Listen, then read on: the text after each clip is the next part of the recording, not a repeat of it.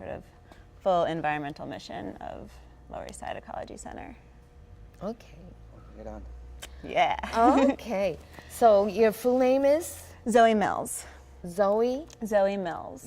Mills. Okay. Okay, Zoe. So, as I told you, I'm going to ask the question in English and then in Spanish, and then you answer the question. Okay. Okay? Okay, so let's start with explaining what the Lower East Side Ecology Center is about. Sure. Lower East Side Ecology Center, or LES Ecology Center, is an environmental organization that was founded 30 years ago.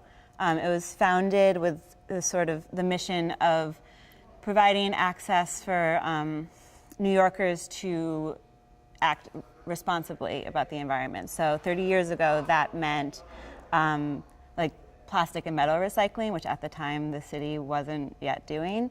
And as time progressed, the organization adapted to different environmental needs. So first came on composting, which was started in 1990. And then in 2003, we started the e-waste program as more and more electronics were sort of needing to be thrown out responsibly. Okay, so now you have this huge warehouse. Yes. What is this warehouse used for? ¿Para qué se utiliza este almacén, no? ¿Para qué se utiliza este enorme almacén? Right. So the warehouse, we started using the warehouse in 2012. And prior to that, the electronics that we gathered at events in different neighborhoods went straight to a recycler. Getting the warehouse meant that we were able to focus more on reusing the electronics and as much as possible keeping them out of recycling altogether and out of the waste stream. So that means that we refurbish usable electronics that people get rid of, and we make sure all the data is wiped and then sell them at a pretty low discounted rate. We also gather interesting older electronics that people can rent out for different sort of artistic endeavors, often like TV shows, large and small productions, things like that. So everything you have here is electronics. Aquí solamente hay aparatos electrónicos. Yes. So they're all what has been designated as e-waste.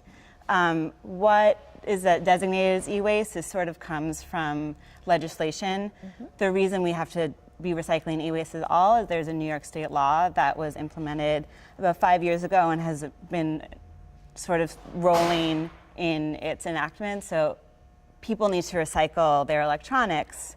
What an electronic is a little bit hazy these days. Mm-hmm. Like an appliance which has a digital screen isn't electronic according to the state and according to a recycler. So this is stuff that's more like computers, televisions, VCRs, stereo equipment, and that also includes electric guitars fall under anything that can attach to a computer is electronic, but things that may seem electronic are actually not e-waste and can be recycled curbside.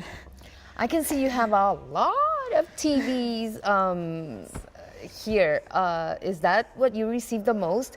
Veo que hay muchos televisores. ¿Esto es lo que más reciben aquí? We definitely receive a lot of TVs. It depends. So we do collection events in different neighborhoods around New York City, and the items that people bring sort of change depending on neighborhoods. In neighborhoods where people have basements and single unit houses and cars, we get a lot of the big old TVs. But in Manhattan, where people have less space, people are bringing us a lot of cables, a lot of smaller tablets, things like that. It's a full range. Okay, so you told me before that this part over here is for the recycling process. Mm-hmm. So what's that process about? Esta parte de la ¿cómo se llama? Almacén. Del almacén. Esta parte del almacén la utilizan para el reciclaje. ¿En qué consiste este reciclaje? So recycling is really about sorting. When we recycle, we have to divide things into their by their type. So that means for us, when people bring us, maybe they'll drop off a laptop, an old flat screen TV, and a printer, we have to put them with their different items. So we will gather in bins and on pallets all the flat screen TVs together. All the printers get wrapped together, and we keep them in the warehouse, weigh them, and then about once a week they get put on a truck and sent to our recycler. Okay, so okay, before going to the props part, during that recycling process, you decide which things you're gonna take out Right. for the for the renting part, right? Yes. What's the criteria you use for that? It's a sort of, I mean, it's an opinion criteria. Things that, we get a lot of items that come in, and pretty much if something feels like it might be worth checking out if it works for the reuse store, we put it aside. It's better to put it aside and see if we can use it, and then maybe if we decide not to, it could always be recycled. So there's sort of, things come in, with the amount of stuff that comes in, most of it does get just sorted right away.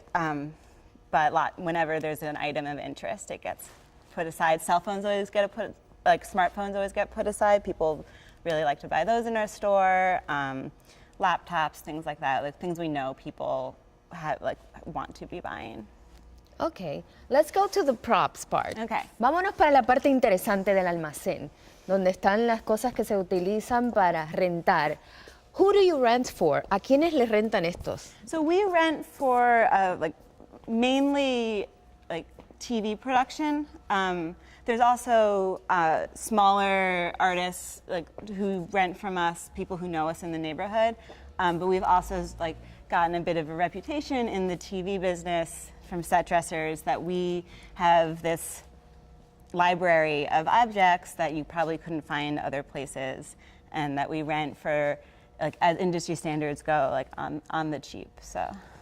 Vamos a ver algunas de las cosas que tienen aquí, porque de verdad que echándole un ojo hay algunas que son dignas de una colección. Okay.